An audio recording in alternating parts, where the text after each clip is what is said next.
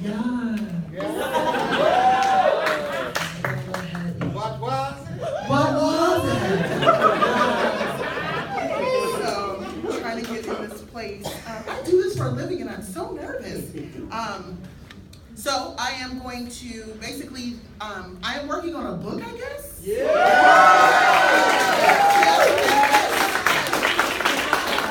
is an excerpt from the book. To give you some context, I will be talking about the way cishet black men affect the way queer black men see themselves, and talking more about toxic masculinity and black boy joy. Right. So this piece is called Paul. Oh, well, I'm deeply flattered, but you're not my type. Type. A word that I learned to become deeply connected to. It was a word that I had heard once the first time I logged on to xy.com, a place where I thought my queer black body would find solace in a world that always categorized my existence. And this wouldn't be the first time that I was body slammed into a metaphorical box. There was the one time at Rage in West Hollywood when I walked over to the cute guy standing on the wall and asked him to dance, and he laughed in my face. The one time that I asked a guy to dance down at Ripples in San Diego, and when I asked him for his number, he gently chuckled and said, you know, I actually don't date big guys. Let's not forget the one time I cried myself to sleep leaving Oasis nightclub in Upland, California, because a guy walked past me to go ask my friend to dance. Denunciation in rare form. I was in fact a type. The type of queer man that other cis-normative men had learned to fear. The rejection I faced throughout most of my days on the boulevard of broken dreams wasn't unusual. Desperate, thirsty, miserable. All things that men had used to describe me. All words I had learned to internalize. All words that described the yearning I had for Paul. Because I loved Paul. Because I wanted and I needed Paul. Wait, I loved the idea of Paul. I needed something that Paul could not give me. See, Paul was a trained magician. Here today, gone today. Never in one place for too long. His light brown eyes, smooth voice, caramel brown skin, and scent of Michael Jordan cologne kept people enamored. But it also kept people hurt. His mother, his first wife, his first daughter, my mother, my brother, and of course me. Paul was a master manipulator who kept everyone on long leashes of pain and sadness. So close or distant, a master illusionist, always fine-tuning the master of his craft. Paul's magic found my mother in 1984 in a roller rink in Inglewood, California, a place where all young Black Jehovah's Witnesses would congregate on the weekends.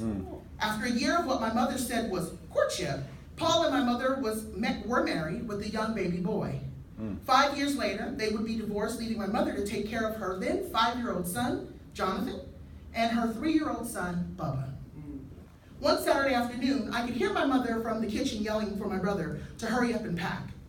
Where is your shoes, Justin? You always do this. Wait for the last damn minute to do what I asked you to do. I stood there looking outside the dusty black screen door, hoping and waiting to hear the sound of a classic Porsche come up the street and turn the corner. It had almost been 3 years since the divorce, and my brother and I were elated with the idea that Paul was finally reaching out after spending 2 years in county jail.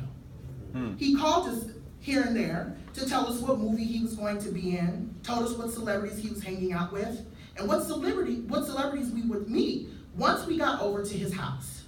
Paul told us a lot of things that day, including that he would be there around 3 p.m. Pacific Standard Time. The thing is that he never came. Paul's master skill was lying. He had lied to my mother for several years about the affair, and now was in the best show in town. I had car problems. I forgot I had an audition. I didn't have enough money for gas. You would have thought that him and Rumpelstiltskin went to the same school of art. Could sell you back your own drawers, my mom would often say about him. Every year up to my 15th birthday, I learned to expect a lie from him. Lies that often left me desperate for affection, left me thirsting to be loved, and most miserably broken. Paul was the man I was always looking for. Paul would be the first man to break my heart. I never had a close, solid relationship with Paul. I could never understand him. I could never comprehend how someone could use the term love so carelessly. But as I got older, I began to understand that the same man who said he loved me left physical scars on my mother, drove her nearly insane to a point that she spent a weekend in a psych ward, left my mother to raise 2 black men in a world much like the wild safaris of Africa, except he would always be the hunter and the people he loved were the game. If that were love, I would never comprehend its meaning. I would ask my mother ritually why Paul could never keep his word. My mother would always reply that hurt people, but the response never seemed to set well with me. The truth of the matter was that Paul wasn't good with handling delicate things. He would break my mother and then proceed to break me. I was the kid that Paul did not want. I am the child that Paul never wanted. I am the overly feminine, fat, cisgendered, queer black man that the queer community often does not want. But I have always wanted and needed someone to want me, even if it meant for just 5 minutes. I wanted someone to love me the way that Paul never